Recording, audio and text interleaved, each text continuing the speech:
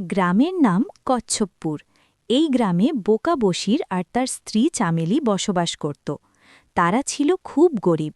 একদিন বশির বাজার থেকে ঘুরে বাড়ি এসে যখনই বিছানার ওপর বসে তখনই বশিরের গিন্নি বলে ওঠে, কি গো, ঘরে তো চাল ডাল সব বাড়ন্ত। কি খেতে দেব তোমাকে এই দুপুরবেলা? বোকা বশির তার গিন্নির কথা শুনে চিন্তায় পড়ে যায়। কি করবে বুঝতে পারছিল না। চিন্তা করতে করতে বশির ঘুমিয়ে পড়ে। ঘুম থেকে উঠে বশির রাস্তার পাশে বটগাছের নিচে গিয়ে বসে। এভাবে কিছু সময় পার হয়ে যায়। হঠাৎ গ্রামেরই একজন বশিরকে দেখে তার কাছে এগিয়ে আসে আর বলে, কি হে বশির ভায়া, মন খারাপ কেন? বশির কোনো উত্তর না দেওয়ায় সে চলে যায়। সন্ধে হতেই বশির বাড়ি ফিরে আসে। হ্যাঁ গো, আমাদের ঘরে যে সোনার আংটিটা আছে, তুমি ওইটা বিক্রি করে এবছর ধান চাষ করো। এই কথা শুনে বশির কিছু বলার আগেই বশিরের গিন্নি সোনার আংটিটা নিয়ে এসে বশিকে দেয়। বশির সেই আংটিটা নিয়ে স্বর্ণের দোকানে যায় বিক্রি করার জন্য। দেখো তো এই আংটিটা বিক্রি করা যাবে কিনা। স্বর্ণকার আংটিটা নিয়েই বশিরকে কিছু মোহর দিয়ে দেয়। পরের দিন থেকেই বশির তার জমিতে কাজ শুরু করে দেয়। কি গরম! কিছুদিন যেতেই বশির তার জমিতে ধানও রোপণ করে ফেলে। ধান তো রোপণ করে ফেলেছি, দিনকাল বেশি ভালো না। ঝড় বন্যা না হলেই হলো। যেমন কথা তেমন কাজ। বশিরের কথাই সত্যি হল। বন্যায় সব তলিয়ে গেল। হায় হায়, আমার কি হয়ে গেল? ভগবান, আমার কি দোষ ছিল?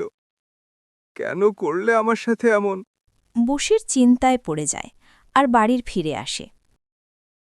হ্যাঁ গো, চিন্তা করো না, সব ঠিক হয়ে যাবে। ভগবান কিছু না কিছু উপায় দেখিয়ে দেবে। মনের কষ্ট সইতে না পেরে বশির জঙ্গলে গিয়ে বসে থাকে আর চিন্তা করতে থাকে কি করবে। হঠাৎ কোথা থেকে এক পরী এসে বশিরের সামনে দাঁড়ায় আর বশির তাই দেখে ভয়ে কেঁপে ওঠে। ভয় পেও না, আমি তোমার কোনো ক্ষতি করব না। আমি তোমার চিন্তা দূর করতে এসেছি। আপনি আপনি কিভাবে আমার চিন্তা দূর করবেন?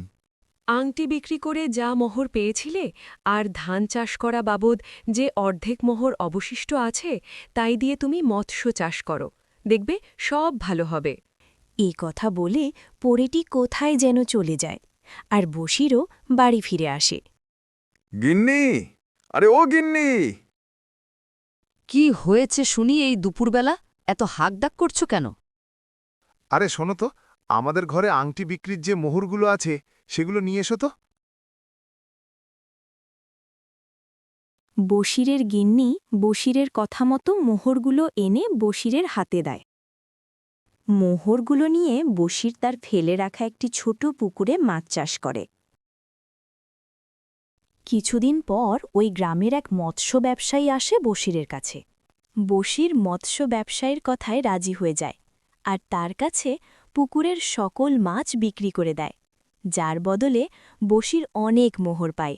এরপর থেকে বশিরের সংসারের সকল কষ্ট দূর হয়ে যায় আর তারা দুজন সুখে দিন কাটাতে থাকে।